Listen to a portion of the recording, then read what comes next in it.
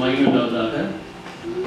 தியானிக்க இருக்கிறதான 4வது வேத பகுதி, வேத வசனம் மத்தேயு 27ஆம் அதிகாரம் வசனம் 46. மத்தேயு 27:46.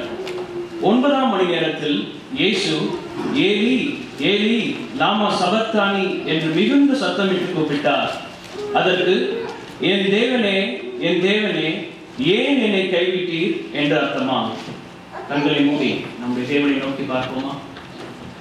பிதாவாகிய தேவனே, எங்கள் அன்பு இரட்சகராகிய இயேசு கிறிஸ்துவே, இதோ பவுல் பிரசங்கித்ததை கேட்கும்படியாய் லீதியாளுடைய மனதை திறந்து வைத்த எங்கள் தேவனாகிய கர்த்தாவே, பரிசுத்த ஆவியானவரே, இந்த வசனத்தின் மூலமாய் நீர் எங்களிடையே பேச வேண்டும்படியா எங்கள் இருதயத்தை திறந்து வைக்கிறோம். அப்பா, நீர் திறந்து கொடுக்கும்படியா நாங்கள் சொல்லிக்கிறோம்.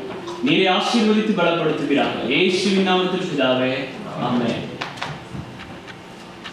ஏலி ஏலி லாமா சபக்தானி என்று மிகுந்த சத்தமிட்டு கூப்பிட்டார். அதற்கு என் தேவனே என் தேவனே ஏன் என்னை கைவிட்டீர்? இந்த வசனத்தை ஆண்டவர் சொல்லும் பொழுது இதற்கு முன்பாகவும் இதற்கு பின்பதாகவும் நடக்கிற காரியங்களை நான் தியானிப்போமாகில் அதனுடைய முழு உணர்வை நம்மால் புரிந்து கொள்ள முடியும். இதற்கு முன்பு நடக்கிறதான சம்பவம் என்ன? அங்கே நிற்பவர்கள், அந்த யூதர்கள் இயேசுவை பார்த்து ரொம்ப ஏளனமா பேசுறாங்க. இவன் நம்மை ரட்சித்தேன் என்று சொன்ன ரட்சகன் அல்லவா, இவன் ரட்சகன் நான் தான் என்று பிரசங்கித்தவன் அல்லவா, இவனையே இவனால் ரட்சித்துக் கொள்ள முடியாதே என்று சொல்லி ஏளனமாக அங்கே பேசுகிறார்கள். அதே போல அதற்கு முன்ன வசனம் சொல்லுகிறது, 3ஆம் மணி வேலை தொடங்கி 6ஆம் மணி வேலை வரைக்கும் மிகுந்த அந்தகாரம். இதான் இந்த சூழ்நிலை. அப்ப குடலிலே வேதனை, மக்கள் ஏசுகிறதான ஏச்சுக்கள் பேச்சுக்கள், சுற்றிலும் அந்தகாரம். இந்த வேலையில அப்ப இந்த வசனத்தை எப்படி சொல்லியிருக்கணும்? அங்க மிகுந்த வேதனையோட ஆண்டவர் உண்மையா எப்படி சொல்லியிருக்கணும்? என் தேவனே என் தேவனே ஏன் என்னை கைவிட்டீர் என்று சொல்லல, என் தேவனே என் தேவனே ஏன் என்னை கைவிட்டு என்று மிகுந்த சத்தமிட்டு சொல்கிறார். ஏன்? அந்த சூழ்நிலை, அந்த வேதனை கர்த்தரால் தாங்க முடியாத ஒரு காரியம். இந்த வசனத்தை தியானிக்கும் போது ஏன் இந்த வசனத்தை ஆண்டவர் சொல்ல வேண்டும்? ஒருவேளை மாம்சிகத்தில் இருக்கிறதுனால ஆண்டவர் கைவிட்டாரே என்று சொல்லுகிறதான காரியமா? முதல் வசனத்துல பிதாவே என்று ஆரம்பித்தவர் இப்பொழுது என் தேவன் என்று சொல்கிறாரே, மாறிவிட்டதே கோணம். ஏன் என்று தியானிக்கும் பொழுது அருமையாக ஆண்டவர் விளக்கி கொடுத்ததான ஒரு காரியம். இதே போன்றதான வசனம் சங்கீதம் 22ஆம் அதிகாரத்திலே அழகாக வருகிறது. தாவீது எழுதுகிறதான ஒரு சங்கீதம். இந்த சங்கீதத்தினுடைய தொடக்கம் எப்படி வருகிறது?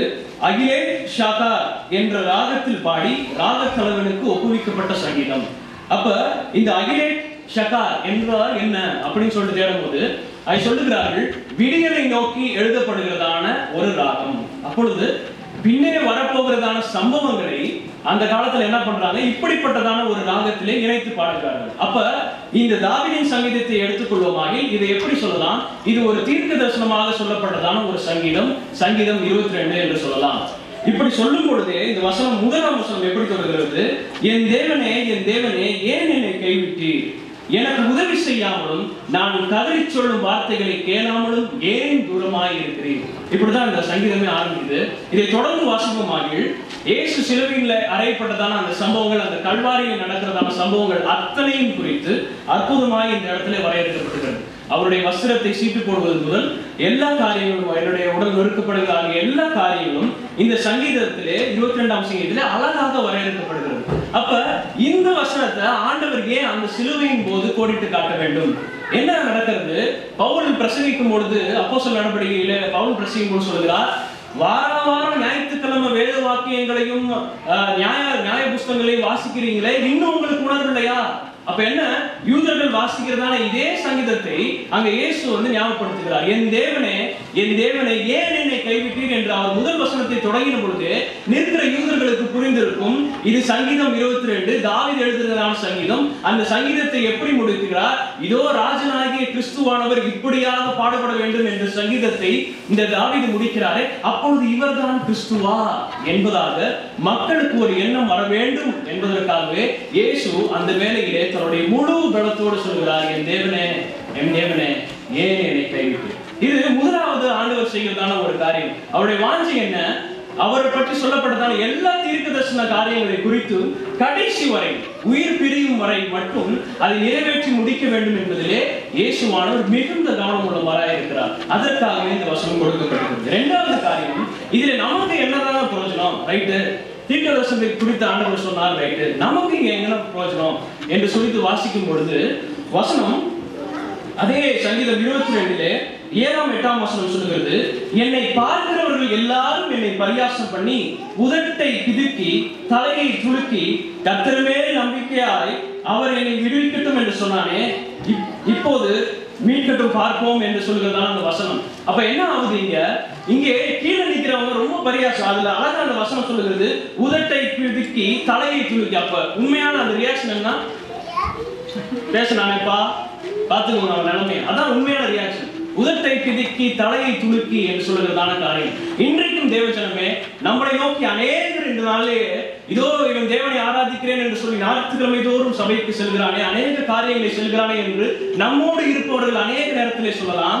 எப்படி இயேசுவை கீழே இருந்து சொல்லவர்கள் இதோ இவனை ரட்சிக்கட்டும் என்று நினைத்தோமே, ரட்சகர் என்று சொல்லி தன்னை பெருற்றிக் கொண்டானே, இப்பொழுது இவனை நீயே ரட்சித்துக் கொள்ளட்டும் என்று இயேசுவை எப்படி சொன்னார்களோ அதே போல் என்று அநேகம் நம்ம நிந்திக்கலாம். ஆனால் கர்த்தர் சொல்லுகிற காரியம், என்னை எப்படி நிந்தித்தார்களோ, நான் எப்படிப்பட்ட துன்பத்திலே எப்படி கைவிடப்பட்ட நிலைமையிலே நான் சென்றேனோ அதே போல் நீங்களும் செல்லும் பொழுது உங்களை மீட்கக்கூடிய தேவனாய் நான் இருப்பேன் என்று சொல்லுகிறார். இந்த உலகத்தில் மனுஷர்கள், இந்த கவிஞர்கள்லாம் இருந்தது என்ன சொல்றாங்க, கடவுள் மனிதனாக பிறக்க வேண்டும், என்ன எல்லாத்தையும் பார்க்கணும், அப்பதானே கடவுள் அப்படி சொல்றாங்க. ஆனா வேத வசனம் என்ன சொல்கிறது? எபிரேயர் 4:15 சொல்கிறது, நம்முடைய பலவீனங்களை குறித்து பரிதபிக்க கூடாத பிரதான ஆசாரியர் நமக்கு இராமல் எல்லா விதத்திலும் நம்மை போல சோதிக்கப்பட்டு பாவம் இல்லாத இருக்கிற பிரதான ஆசாரியரே நமக்கு இருக்கிறார். அப்ப நம்ம கிறிஸ்துவானவர் எப்படிப்பட்டவர்? என்னமோ வந்துட்டு அப்படியே போன ராஜாவாக இருக்கவில்லை. அவள் நம்மை போல எல்லாவற்றிலும் சோதிக்கப்பட்டு, அதாவது மக்கள் பேசுகிறதான பேச்சுகளாய் இருக்கட்டும், படுகிற துன்பமாய் இருக்கட்டும், ஏழையின் வறுமையாய் இருக்கட்டும், எல்லா விதத்திலும் நம்மை போல சோதிக்கப்பட்ட ஒரு இயேசுவானவர். அப்பொழுது இந்த சிலுவையிலிருந்து நாம் கற்றுக்கொள்ள வேண்டியதான காரியம், அவர் அந்த பாடுகளை ஏற்றதோடு இல்லாமல் இன்றைக்கும் அதே போல நிலைமையிலே மக்களால் புறக்கணிக்கப்பட்டு உதட்டை பிதுக்கி தலையை துலுக்குகிற நம் உள்ளாயே செல்லுகிற மற்றவர்களாய் கர்த்தர் சொல்கிற காரியம், மகனே உன்னை போல சோதிக்கப்பட்டவன் நான். இந்த நாளிலே நீயும் அதே போன்றதான சோதனை இருப்பாய், உன்னுடைய மனதை உணர்ந்து கொள்ளத்தக்கதான தேவன் நான் இருக்கிறேன் என்று சொல்லி இந்த சிலுவை நாளிலே கர்த்தர் நம்மோடு கூட உறவாடுகிறார். இன்னும் இந்த 2 காரியங்கள் தான் இந்த வசனத்திலிருந்து கர்த்தர் எனக்கு வெளிப்படுத்தினது. ஒன்றாவது வாக்குத்தத்தத்தை நிறைவேற்றுகிற கர்த்தர், இரண்டாவது சகல விதத்திலும் நம்மை போல சோதிக்கப்பட்டு நமக்காகவே பாடுபட்ட கர்த்தர். அப்படியே கண்களை மூடி நாம் ஜெபிப்போமா?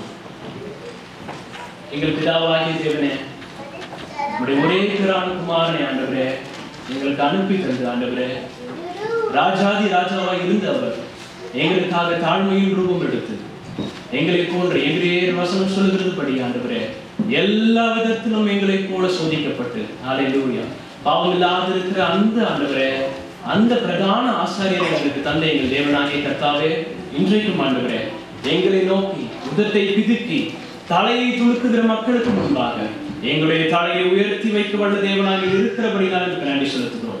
இதோ இந்த நாளை நீர் ஆசீர்வதியும். நீங்கள் ஒருவரோடு கூட கர்த்தர் தொடர்ந்து பேசும்படியாக ஜெபிக்கிறேன். இயேசுவின் நாமத்தில் பிதாவே, ஆமென்.